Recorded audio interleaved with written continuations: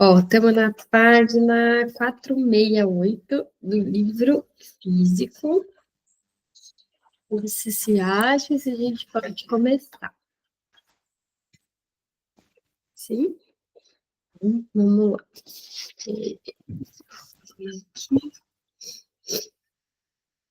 A psicanálise dava outras mostras de saúde vigorosa. Até a chegada dos nazistas ao poder, em 1933, os congressos internacionais bienais dos psicanalistas eram programas fixos, avidamente esperados e fielmente assistidos. Freud, incomodado pela prótese, deixara de frequentá-los, embora a decisão de ficar em casa fosse dura para ele. Ele a adiou o máximo que pôde. O senhor tem razão em observar, escreveu a Abram em março de 1925, quando avançavam os preparativos para o Congresso de Bad Hamburg, que estou novamente fazendo planos. Mas quando chega a hora, minha coragem de realizá-los me abandona. Se, por exemplo, na época do Congresso, não estiver me sentindo melhor com a prótese do que na semana passada, certamente não vou viajar. Assim, tome suas decisões sem contar comigo. Ele mandou a filha em seu lugar, e assim esteve presente, pelo menos em espírito. Com o passar do tempo e a organização das instituições, os periódicos psicanalíticos proliferavam em vários países, complementando aqueles fundados antes da Primeira Guerra Mundial. A Revue Française de Psychanalyse, em 1926. A Revista Psychanalyse, em 1932. Igualmente animador era o fato de que os textos de Freud estavam se tornando acessíveis em outras línguas. Isso significava muito para ele. Sua correspondência dos anos 1920 vem pontilhada por expressões de grande interesse pelas traduções planejadas e comentários sobre as traduções concluídas. A Psicopatologia da Vida Cotidiana, seu livro de maior circulação, foi publicado em 12 línguas durante sua vida. Os 3 ensaios sobre a teoria da sexualidade, em 9. A interpretação dos sonhos, em 8. As primeiras traduções nem sempre eram felizes. A. Brill, que nos dias heróicos tinha um certo monopólio na tradução de Freud para o inglês, era descuidado e às vezes assustadoramente impreciso. Em primeiro lugar, não sabia ou não se preocupava com a diferença entre piada e dito espirituoso. No entanto, Brill proporcionou ao mundo anglófono pelo menos um relance impreciso das teorias de Freud. Já antes da guerra, ele publicou sua tradução dos 3 ensaios sobre a teoria da sexualidade em 1910, e a interpretação dos sonhos 3 anos depois, o que tem uma nota. Freud fazia ideia das deficiências de Brill como tradutor. Em 1928, ele as insinuou muito delicadamente numa carta ao psicanalista aspirante húngaro Sándor Lorand. Da minha interpretação dos sonhos, existe, pelo que sei, apenas uma tradução em inglês, a do Dr. Brill.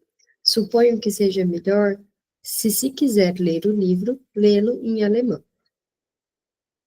A seguir, as traduções começaram a melhorar. Em 1924 e 1925, uma pequena equipe inglesa publicou o Colette de Papers de Freud em 4 volumes. Aí outra nota.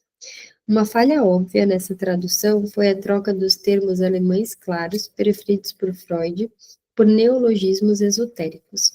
Um exemplo particularmente ilustre é catexia, ora plenamente integrada na terminologia psicanalítica inglesa e americana.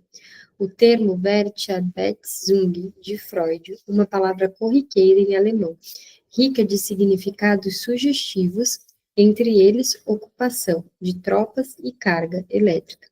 A solução pessoal de Freud, que pelo visto nunca comunicou a seus tradutores, era engenhosa e bem escolhida. Numa antiga carta a Ernest Jones, ele falou em interesse. Eu fico pensando também, né? As pessoas criticavam bastante ele, mas muito devia se dar por conta disso. Se uma tradução usa termos esotéricos, pode levar a um outro entendimento, né?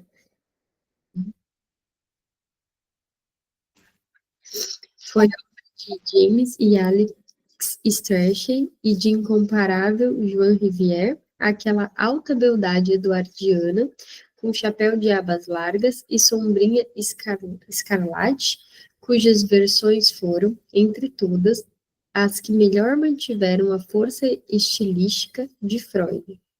Freud ficou impressionado. O primeiro volume da coleção chegou, exclamou ele a Ernest Jones no final de 1924. Muito bonito e apreciável. Preocupava-se que alguns de seus ensaios antiquados pudessem não ser a melhor apresentação da psicanálise ao público inglês, mas esperava coisas melhores quando o segundo volume, com as histórias clínicas, fosse lançado algumas semanas depois. De qualquer modo, vejo que os senhores realizaram sua intenção de assegurar a difusão da literatura psicanalítica na Inglaterra e cumprimento-os por este trabalho, que eu mal teria ousado ainda esperar. Um ano depois, ele acusava o recebimento do quarto volume com sinceros agradecimentos e usual ceticismo. Não ficarei surpreso se o livro mostrar a influência de maneira apenas muito lenta. Como sempre, queixava-se mais do que o necessário. Essas traduções dos textos de Freud para o inglês constituíram um acontecimento de grande importância para a difusão das ideias psicanalíticas. A coletânea de ensaios logo se confirmou como texto oficial para analistas que não conheciam alemão. Continha praticamente todas as publicações mais curtas de Freud, desde os meados dos anos 1890 até a metade dos anos 1920. Os artigos fundamentais sobre a técnica, a história polêmica do movimento psicanalítico, todos os artigos publicados sobre metapsicologia e psicanálise aplicada, as 5 grandes histórias clínicas, Dora, o Pequeno Hans, o Homem dos Ratos, Schreber e o Homem dos Lobos. Como muitos analistas mais jovens na Inglaterra ou nos Estados Unidos não tinham o dom ou não se davam ao trabalho de dominar o alemão como Ernest Jones, os Strachey e Joan Rivière traduziu Freud e traduzi-lo bem foi uma forma de fortalecer os laços da família psicanalítica internacional. Como já vimos claramente, essa família não era inteiramente feliz. Algumas das dissensões que assolavam o movimento, desde o início dos anos 1920, tinham um fundo pessoal. Vários analistas consideravam Grodeck irritante demais para ser um bom orador público num congresso. Irritante demais e também indiscreto demais. Aqui tem uma nota. Em 15 de março de 1925, o trio berlinense Abraham, Sachs e Huntington informou em uma circular que Grodeck, o qual ocasionalmente fazia palestras em Berlim, apresentara um ciclo de 3 conferências, onde havia atraído uma atenção desagradável sobre sua pessoa. Numa delas, ao que parece, tinha parado a ouvir a buzina de um automóvel na rua e passou a apresentar suas associações livres com o ruído. Segundo um relato confiável, por bem mais de uma hora, ele revelou todos os detalhes mais íntimos de sua vida particular, os quais, entre outras coisas, incluíam sua mulher, que estava presente. Enquanto isso, entregava-se continuamente às expressões mais grosseiras. Um dos temas que ele discutiu, pelo visto, foi sua atividade masturbatória. Em 13 de abril, Abraham e Huntington acrescentaram que um conhecido tinha visitado Grodeck em Baden-Baden, e este lhe falara espontaneamente das associações livres que fizera diante de um público. Uma série de outros detalhes mostram que G fez com a psicanálise o que bem lhe convém no momento. Ernest Jones estava ressentido com Otto Rank, enquanto Firenze julgava Jones um antissemita. Freud estava exasperado com a notícia de que Abraham estava se prestando a fazer um filme sobre a psicanálise. Brill, entronando em Nova York, submetia a paciência de todos à prova, por não responder às cartas. Nas reuniões em Londres, Melita Schmidberg, acho que é isso, uma analista de crianças, entrou numa inconveniente controvérsia pública com a sua mãe, Melanie Klein, pioneira em análises infantis. Mas os pontos de vista incompatíveis, ferozmente defendidos sobre a teoria e a técnica psicanalítica, não eram simples máscaras de animosidades pessoais, de preocupações econômicas ou da compreensível ambição de se destacar num campo altamente competitivo. Em parte, derivavam de leituras conflitantes dos textos de Freud, e em parte também de experiências clínicas divergentes, que abriam novas direções para a teoria e a terapia analítica.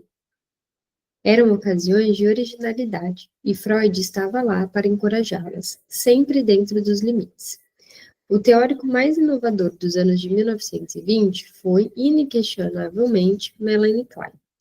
Nascera em Viena em 1882, mas apenas quando se mudou para Budapeste, aos 28 anos, ela descobriu Freud. Dedicou-se à leitura da literatura analítica, foi analisada por Firenze e começou a se especializar em análise de crianças.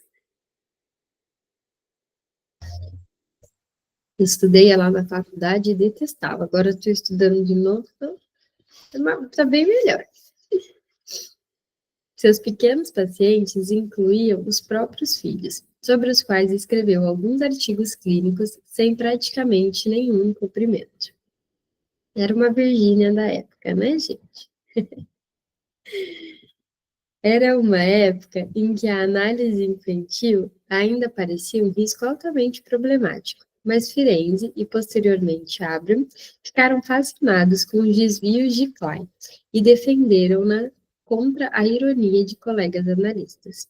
Ela precisava muito de tal apoio, pois não tinha modelos para seguir. A análise do pequeno Hans por Freud, afinal, tinha sido feita, em larga medida, por vias indiretas. Aqui ele coloca, né, na página 264, mas por vias indiretas ele se refere que foi feito pelo pai e o Freud agia ali como um supervisor, né? Em 1919, Klein começou a publicar os resultados de seu trabalho clínico com crianças. E em 1921, atraída pela receptividade de Abraham às suas ideias, ela se instalou em Berlim, analisando, discutindo, publicando. Alex Strachey veio a conhecer bem Melanie Klein e gostava imensamente dela. Iam juntas a cafés e bailes, e admirava dissimuladamente seu brilho, sua atraente vivacidade erótica, sua presença de efeito. Numa carta ao marido, James, ela descreveu uma tempestade típica a respeito de Klein, enfeitando a narrativa, como de hábito, com trechinhos engraçados em alemão. A carta é um vivo tributo ao clima de disputa, mas também de puro estímulo intelectual, que permeava a cultura psicanalítica de Berlim. A Sitzung, que é a reunião da noite passada da Sociedade Psicanalítica de Berlim, escreveu ela, tinha sido muito animada. A Klein apresentou suas ideias e experiências em Kinderanálise, análise infantil, e finalmente a oposição mostrou sua cabeça grisalha. E realmente era grisalha demais. As palavras usadas foram, é claro, psicanalíticas, perigo de enfraquecer o ideal do ego e etc. Mas o sentido, eu achei, era puramente anti-análise. Não devemos contar às crianças a terrível verdade sobre suas tendências reprimidas e etc. E isso, embora Diane Klein demonstrasse de modo absolutamente claro que essas crianças de 2 anos e meio para cima já estavam arrasadas com a repressão de seus desejos e o mais pavoroso sentimento de culpa, opressão excessiva ou incorreta do superego. Alex Strachey prosseguiu observando que a oposição consistia nos doutores Alexander e Hadot, era puramente afetiva e teórica. Afinal, praticamente ninguém afora Diane Lane sabia coisa alguma sobre crianças. Felizmente, vários oradores correram para defender Diane Klein. De fato, todo mundo se uniu a ela e atacou os dois húngaros trigueiros. Os dois exemplos que Klein ofereceu para fundamentar seu argumento nessa reunião acalorada foram, segundo Alex Streich, especialmente brilhantes. Na verdade, se Diane Klein conta certo, o caso dela me parece totalmente irresistível. Ela está indo para Viena para ler sua comunicação, e espera-se que encontre oposição de Bernfield e Eichmann. E aí tem um ponto de interrogação aqui, talvez seja doente, então, né, porque a escrita é bem parecida. Aqueles pedagogos incorrigíveis, e temo eu, Ana Freud, aquela sentimentalista aberta ou velada. De fato, depois, né, teve um estresse ali entre elas. O partidarismo impulsivo de Alex Streich era uma antecipação dos debates que ocorreriam depois da mudança de Melanie Klein para a Inglaterra em 1926, encantando seus colegas atônitos com suas teorias. Bem, concluía Alex Streich de seu relato. Foi extremamente estimulante e mostrou muito mais sensibilidade do que o usual. E aqui tem uma nota. Bernfield e Eichmann eram Siegfried Benfield e August Eichhorn. Então estava só escrito errado, mas é uma outra pessoa. Dois dos mais promissores membros da geração mais nova de Viena. O primeiro reuniu, posteriormente, importantes dados biográficos e publicou artigos biográficos igualmente importantes que foram usados por Ernest Jones em sua biografia de Freud. O segundo tornou-se muito conhecido pelo seu trabalho psicanalítico com crianças delinquentes. Era verdade. Aonde Melanie Klein fosse, os sentimentos disparavam. Mesmo os que não concordavam com suas inovações teóricas ficavam fascinados com a técnica lúdica que empregava para psicanalizar crianças. O jogo, argumentava ela com energia, era a melhor maneira, muitas vezes a única, de permitir que as fantasias da criança emergissem para serem interpretadas, que girassem em torno da curiosidade sobre o intercurso sexual, desejo de morte contra os irmãos ou o ódio a um dos genitores. Nas mãos de Klein, a interpretação se tornava uma arma poderosa, mas, insistia ela, fundamentalmente benéfica. Em contraposição a seus críticos, ela estava decidida a empregar a maior franqueza humanamente possível ao interpretar para os pequenos pacientes o significado de suas fantasias. Mas ela era mais do que uma técnica criativa. Seus desvios em técnica clínica se baseavam e, em parte, deram origem a desvios na metapsicologia. Ao elaborar seu sistema nos anos que passou na Inglaterra, ela postulou o aparecimento do complexo de Édipo e do superego muito antes do que Freud julgava possível. Segundo Klein, o mundo interior da criança pequena é uma massa de fantasias destrutivas e angustiadas, repletas de imagens inconscientes de ferimentos e morte.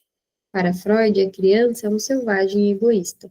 Para Klein, é um canibal assassino. Nossa, parece até que... Né? Quem não conhece a teoria vai pensar, gente, que loucos, né? Não é bem assim, viu, gente? Se houve alguém que levou a sério a pulsão de morte de Freud, com todas as suas implicações, foi Melanie Klein. Mas, ao teorizar sobre a primeira infância, ela estava se desviando do esquema de crescimento que Freud e sua filha analista achavam mais plausível. Inicialmente, Freud adotou uma postura agnóstica. A obra de Melanie Klein tem se deparado com muitas dúvidas e contestações, disse a Ernest Jones em 1925. Quanto a mim, não sou muito competente para julgar questões pedagógicas. 2 anos depois, tinha adotado uma posição. Insistiu, numa carta veemente a Jones, que tentara ser imparcial entre Melanie Klein e Anna Freud. É tentar, né? Tentar é sempre importante. Por um lado, a adversária mais temível de Klein, afinal, era sua filha, e por outro, a obra de Anna Freud era absolutamente independente da dele. Em todo caso, uma coisa posso lhe revelar, acrescentou. As ideias de Frau Klein sobre o comportamento do ideal do ego nas crianças parecem-me totalmente impossíveis e estão em contradição com todos os meus pressupostos. Ele aceitava de bom grado a demonstração de Klein de que as crianças são mais maduras do que costumávamos pensar. Mas isso também tinha seus limites e, em si mesma, não é uma prova. Não surpreende que o debate entre Melanie Klein e Anna Freud tenha estimulado conflitos maiores.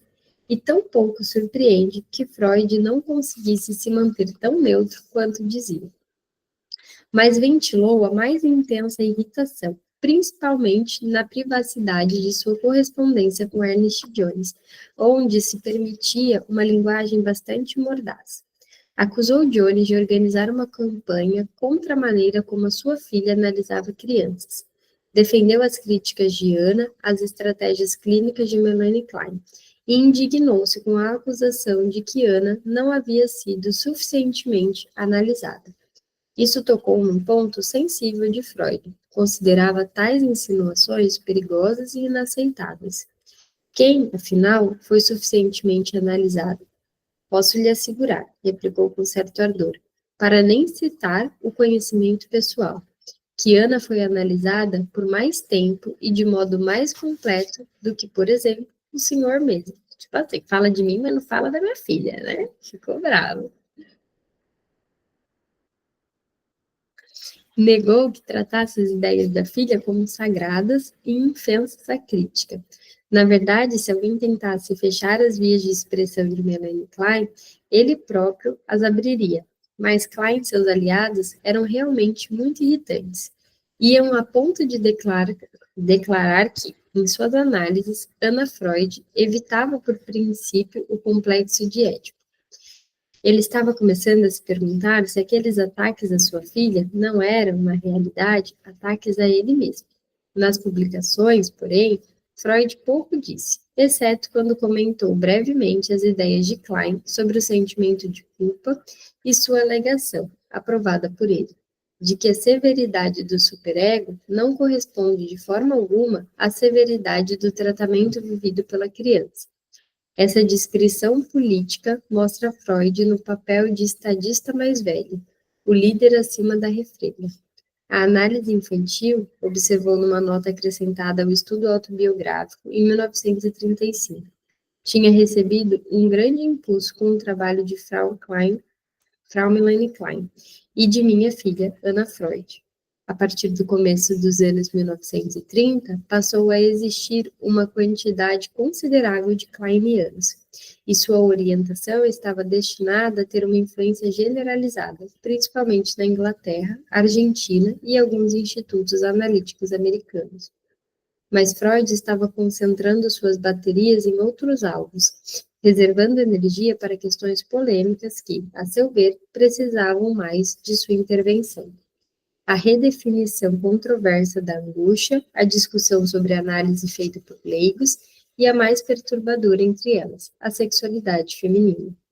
Participar ativamente nos debates gerados por tais questões era uma forma de se manter vivo. Muito bem, a gente vai começar agora mais um capítulo, Luzes Trêmulas em Continentes Negros. Deixa eu só marcar aqui. Eu gosto de marcar no sumário o que a gente já terminou. Oh, meu Deus. Vamos ver. Agora 474. Olha, só faltam o 10, o 11 e o 12. Vamos iniciar os 3 últimos capítulos. Vamos lá. As questões que preocuparam Freud a partir dos meados dos anos 1920 não eram puras abstrações para ele, mas retiravam sua premência de acontecimentos de sua vida pessoal. Mostram, uma vez mais, o contínuo intercâmbio entre sentimentos privados e generalizações científicas na mente de Freud. Intercâmbio este que não reduzia a intensidade de seus sentimentos nem a pertinência deles para sua ciência. Sob a superfície de sua argumentação racional, dissimula-se Freud como pai desiludido, mentor interessado, filho angustiado. Henke e suas consequências. O último adepto que Freud esperaria que lhe desse problemas era Otto Henke, seu prezado filho psicanalítico, que julgava inteiramente confiável. Mas em 1923, Henke passou por alguns episódios penosos que sugeriam conflitos emergentes. Em agosto, por exemplo, num jantar com um comitê em San Cristoforo, Anna Freud presenciou uma explosão que mais tarde descreveria como hilaridade histérica. Fato igualmente pressável, Henke começou a adotar posições teóricas e técnicas que o afastariam das ideias em que estivera mergulhado durante 2 décadas e que tanto ajudaram a difundir. Outrora, o mais ortodoxo dos freudianos, ele se tornou um Henkeano. Depois da guerra, Henke havia se mostrado um assistente tão satisfatório, pronto, eficiente, filial, que Freud gostaria que existisse uma forma de ter múltiplas cópias dele. Mas apenas poucos anos depois, Freud iria desmerecer Henke como impostor por natureza. Hochstampflenatur, não sei gente falar isso. A reação de Freud não se limitou a meros pejorativos. Ele assimilou e trabalhou essa última inesperada decepção, propondo uma revisão fundamental da teoria psicanalítica da angústia. Um ensaio que publicou em 1926, sob o título Inibições, Sintomas e Angústia, mostra sua capacidade inalterada de extrair vantagens de perdas. O investimento de Freud em Henke fora longo e restrito. Ele havia reconhecido rapidamente os talentos do jovem autodidata, que veio visitá-lo em 1905 com um manuscrito de O Artista na mão. Havia dado apoio à formação acadêmica de Henke, nomeara-o para redigir as atas do grupo das quartas-feiras e incentivava sua participação em reunião. Empregara-o como assistente editorial, a ajudar a financiar seus estudos e viagens de férias. Em 1912, com a delicadeza que habilmente demonstrava para com os menos prósperos do que ele, Freud propôs a Henke que o acompanhasse como convidado seu numa visita à Inglaterra, e pediu-lhe que pensasse no convite, como meu agradecimento por seu magnífico último livro.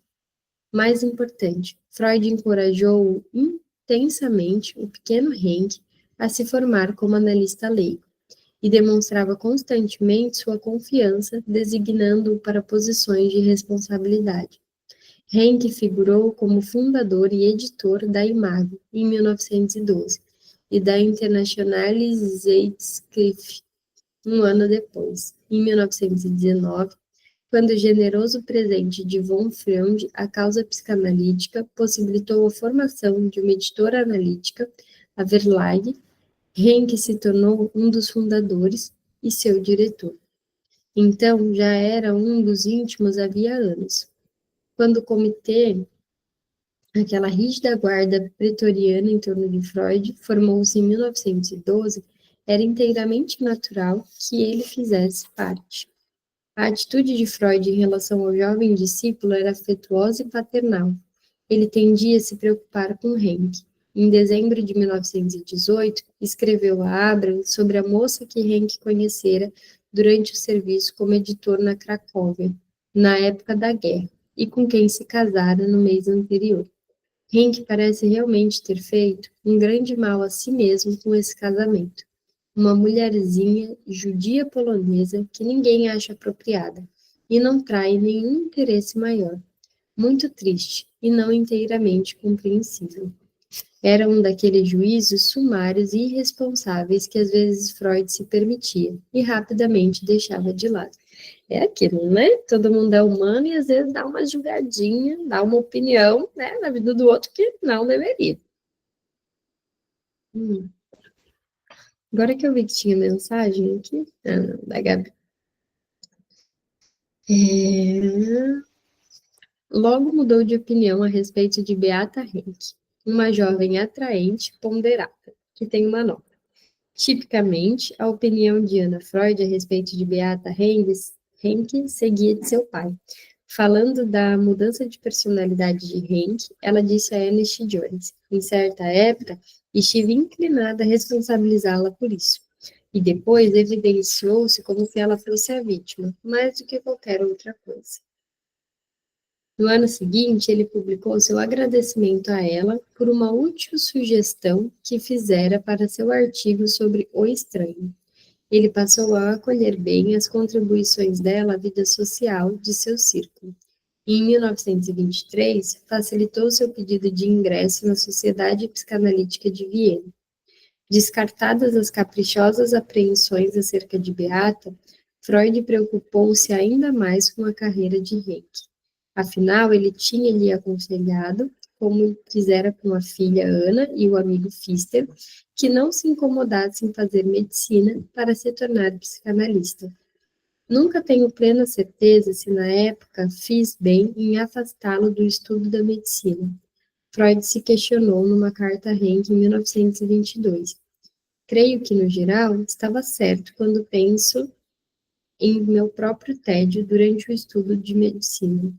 Com um suspiro quase audível de alívio, ele concluía que, tendo visto Henke ocupar seu lugar legítimo entre os analistas, não considerava mais necessário justificar aquele conceito.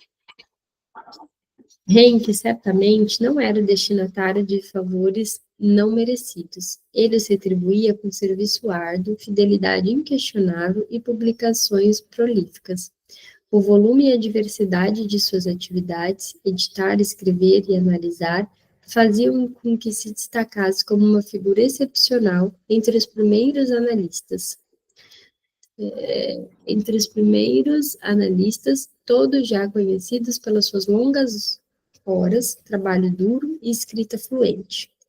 Mesmo Ernest Jones, que realmente não gostava de Henke, reconhecia que ninguém o superava na capacidade de dar conta dos próprios afazeres. Mas essa atividade intensa e esse papel indispensável foram testados e destruídos em meados dos anos 1920. Freud foi o último a suspeitar de Henke. Em 1922, quando este e Firenze estavam escrevendo um livro sobre a técnica que outros analistas achariam extremamente perturbador, Freud o animou-os a continuar. Sua aliança com Firenze, escreveu ele a Henke, tem, como o senhor sabe, toda a minha simpatia. A iniciativa nova e arrojada de seu rascunho conjunto é realmente gratificante. Ele sempre tivera receio, acrescentou Freud, que pudesse estar impedindo os mais próximos de tomar posições independentes. Agora, sentia prazer em ver provas do contrário. O livro que daí resultou, O Desenvolvimento da Psicanálise, foi publicado no começo de 1924. Trazia muito material interessante sobre a técnica, mas insinuava certas desconsiderações pelas experiências infantis dos analisandos, com a finalidade de abreviar as análises. O otimismo terapêutico do livro ia no sentido contrário à convicção de Freud sobre a necessidade de um longo e cansativo trabalho analítico. Na mesma época, Henke publicou O Trauma do Nascimento, dedicado a Freud, mas potencialmente muito mais perturbador do que a obra conjunta com Firenze. O livro apontava o trauma do nascimento e a fantasia de voltar ao útero materno como elementos muito mais importantes na história da mente do que outros traumas e fantasias posteriores. Mas Freud se manteve imperturbável. Fico pensando se a gente vai terminar de ler e ver que o Freud não brigou com algum das pessoas, né, que circulavam ali. Parece que ele brigou com todo mundo, né? A tranquilidade de Freud era mais do que uma aceitação passiva. Cultivando cuidadosamente sua credulidade, ele fez o possível para minimizar as indicações crescentes de que Henke podia se tornar outro Adler ou Jung. Continuou a atribuir as tensões entre seus seguidores a meras animosidades pessoais. Os outros não estavam dispostos a considerá-las irrelevantes. Apenas Huntington, otimista por natureza e predisposto a reproduzir as opiniões de Freud, recusou-se a levá-las a sério por algum tempo. As questões que dividiam Henk e Abraham, disse ele a Freud em janeiro de 1924, eram certamente desagradáveis, mas muito mais insignificantes para o conjunto do movimento do que os conflitos entre Henk e Jones. No mesmo mês, Freud lembrou ao comitê que, afinal, tinha aceito a dedicatória do livro sobre o trauma do nascimento. Reconhecidamente, ele tinha apenas algumas discordâncias com as sugestões de novas técnicas espalhadas por Henk e Firenze, e ainda mais com a teoria do trauma do nascimento de Henk, mas esperava que a cordialidade básica entre colegas se mantivesse incolume. No começo de fevereiro, manifestou espanto ao tomar conhecimento da sombria opinião que Abraham estava adotando a respeito das publicações recentes de Henk e Firenze. Ainda relutava em entrar no debate. Estou fazendo todo o esforço, disse a Huntington, para não abusar de minha autoridade e inibir a independência de meus amigos e adeptos. Não exijo que tudo que produzam conte com meu assentimento.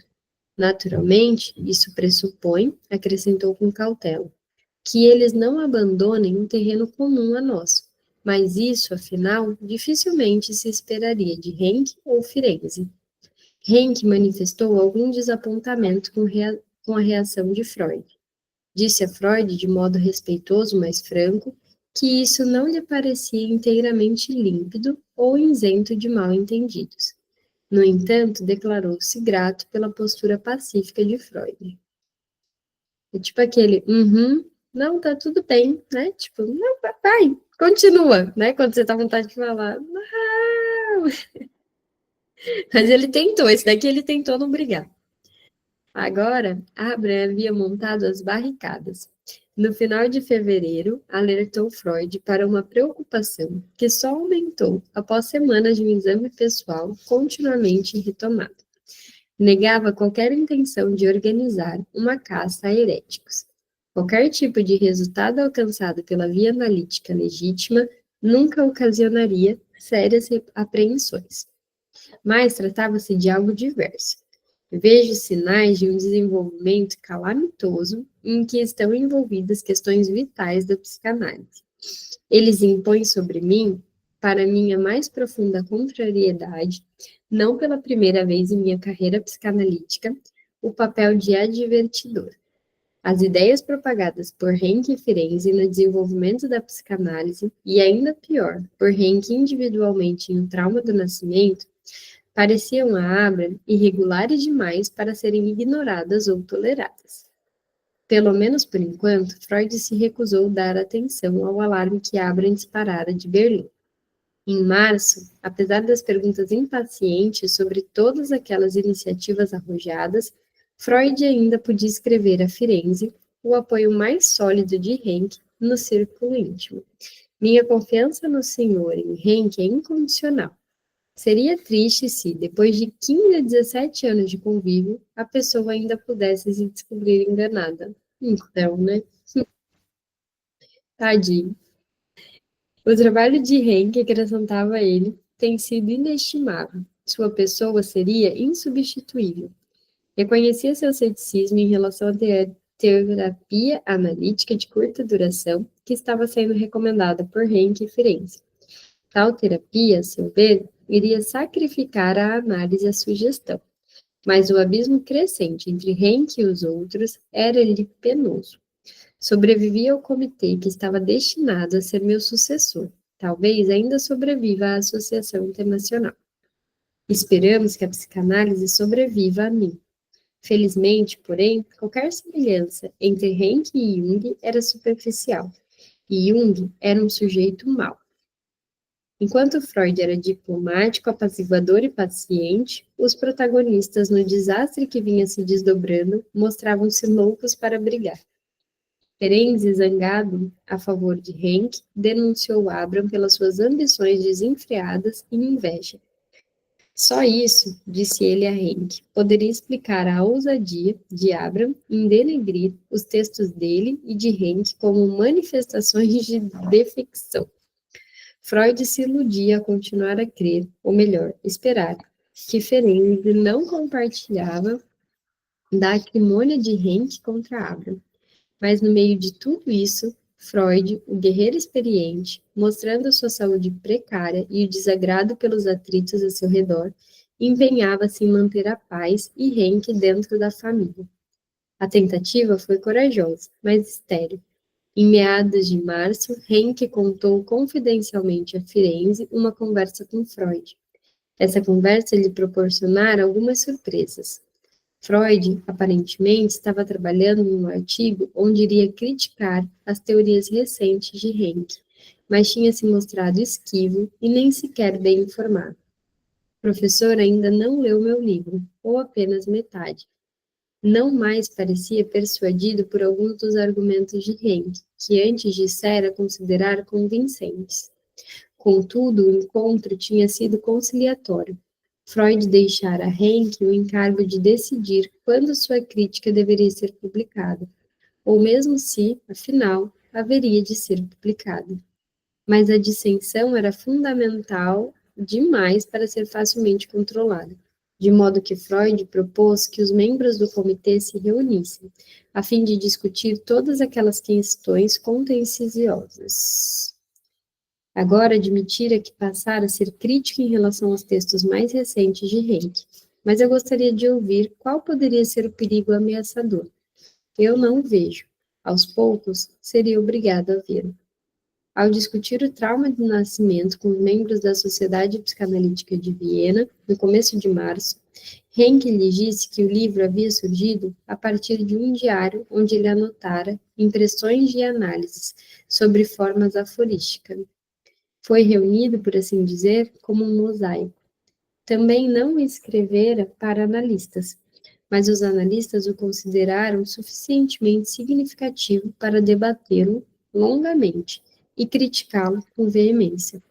Mais tarde, Henke iria argumentar que sua tese central, assinalando o trauma do nascimento como um acontecimento psicológico decisivo, na verdade era uma elaboração do próprio pensamento de Freud, com a qual, além disso, os analistas estavam familiarizados havia anos. Não inteiramente injustificável tal alegação. Em 1908, depois que Henke apresentou um artigo sobre os mitos que se formam em torno do nascimento das figuras heróicas, foi registrada a observação lacônica de Freud: ato do nascimento como fonte de angústia. Um ano depois, arrolando uma série de traumas que afetavam as crianças, Freud lembrou à Sociedade Psicanalítica de Viena que, com a angústia, deve-se ter em mente que a criança tem a angústia do ato do nascimento em diante. Em 1909, numa nota acrescentada à interpretação dos sonhos, ele também reafirmara enfaticamente, por impresso. Aliás, o ato do nascimento é a primeira experiência de angústia e, portanto, fonte e modelo do afeto de angústia. É por isso que, de início, Freud não encontrava nada intrinsecamente implausível na tese de Henke. De fato, tal tese era tanto um afastamento das ideias psicanalíticas e sim uma antecipação profética, ainda que um pouco unilateral, de posteriores desenvolvimentos da teoria analítica. Henke estava ampliando o papel da mãe em detrimento do pai, e a angústia protótipica do nascimento em detrimento do complexo de Édipo. Inicialmente, Freud havia julgado que poderia ser uma verdadeira contribuição a seu próprio pensamento.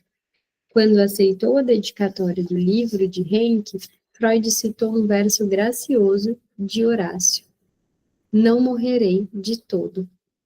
De fato, no começo de março de 1924, ele sugeriu a Abra: tomemos o caso mais extremo. Firenze e Henke saem diretamente com a afirmação de que erramos em parar no complexo de Édipo, que a verdadeira decisão reside, de fato, no trauma do nascimento. Se mostrassem certos, as origens das neuroses teriam de ser procuradas num acaso fisiológico, ao invés de na nossa etiologia sexual. Nesse caso, os analistas certamente teriam de modificar sua técnica. Que mal haveria? Seria possível ficar junto, sob o mesmo teto, com plena paz de espírito. Um trabalho de poucos anos, pensava ele, determinaria exatamente quais teóricos estavam com a razão. A paciência de Freud era reforçada por seus sentimentos paternais em relação a Henk, mas também estava falando como um cientista disposto a considerar a hipótese de que sua descoberta favorita, o complexo de Édipo, não era tão crucial para o desenvolvimento mental quanto havia acreditado por muito tempo. Ele lembrou aos membros do comitê que a unanimidade completa em todas as questões de detalhes científicos e sobre todos os temas recém-iniciados não é possível entre meia dúzia de pessoas de natureza diferente. Não era sequer desejável, mas com grande relutância tornou-se menos tolerante, não sem acusar os advertidores, notadamente Abram, de recorrer a procedimentos precipitados e sem tato em sua campanha contra Henk. Pouco disposto a reconhecer a gravidade da situação, ele culpava os mensageiros. Reconhecia abertamente que Henk era inflamável, insensível, canheste e rude em sua forma de se expressar, sem senso de humor. Sem dúvida, ele próprio atraíra para si a maior parte dos seus atuais problemas. Mas Freud também achava que os colegas não tinham sido muito delicados com ele. À medida que passavam os meses, Freud se refugiou em uma neutralidade olímpica, distribuindo as responsabilidades com uma mão imparcial. A animosidade que Henk tinha, em parte experimentado com o senhor e o pessoal de Berlim, e em parte imaginado, disse Ernest Jones em setembro de 1924, teve um efeito perturbador na mente dele. Os psicanalistas do círculo mais íntimo, conduzidos por Freud, tinham entrado numa dança desajeitada de rodopias oscilantes e inversões inesperadas. Mas Abraham continuava inflexível. Temia que Firenze, e muito pior, Henk, fossem flagrados num gesto de regressão científica. Alguns psicanalistas ingleses, principalmente Ernest Jones e os irmãos Edward e James Glover, concordavam inteiramente com Abraham. Henk estava repudiando a doutrina de Freud sobre o papel do pai no desenvolvimento psicológico. A doutrina do trauma do nascimento, Jones explicou junto a Abraham, era nada menos do que uma fuga do complexo de Édipo. Na verdade, os membros do campo anti-Henk agora se julgavam mais coerentes do que o mestre idoso, mais freudianos do que Freud. Não é difícil lhe dar todos os descontos, escreveu Jones, quando se consideram todos os fatores, idade, doença e a propaganda insidiosa mais perto de casa. Seria uma pena se tivessem que se afastar do professor por uma lealdade grande demais à sua obra. Mas, se tivessem de escolher entre a psicanálise e considerações pessoais, declarou Jones solenemente. É claro que a psicanálise devia vir em primeiro lugar. Não precisavam ter se preocupado tanto. Freud tornava-se cada vez mais irônico em relação ao valor das novas ideias de Henk. Refletindo, ele passou a interpretar a insistência enfática, quase fanática de Henk sobre o trauma do nascimento como um abandono inaceitável das ideias psicanalíticas comprovadas pelo tempo, e sua defesa de análises de curta duração como sintoma da fúria perniciosa de curar. No final de março de 1924, Freud podia dizer a Firenze que, embora tivesse considerado correto 2/3 do trauma do nascimento de Henk, agora ele restringia sua concordância a 1/3 apenas. Pouco depois, mesmo esse grau bastante modesto de concordância lhe pareceu excessivo. Vou marcar aqui para a gente finalizar nesse ponto.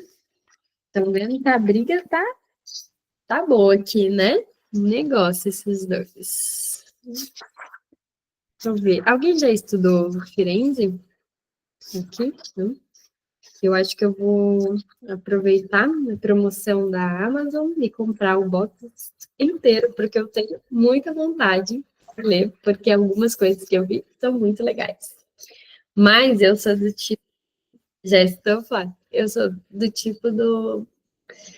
Ai, gente, acabei de ler do Abraham. tipo, não largo o Freud por nada. Eu adoro estudar os outros, mas assim, no final das contas, eu gosto muito mais do Freud. Fly, eu também já li, assim, os textos, e é isso, eu achei muito legal, mas que nem agora, né, tô estudando Melanie Klein, é muito legal e tal, mas eu ainda tendo mais nesse caminho aí do Freud, talvez também do Lacan.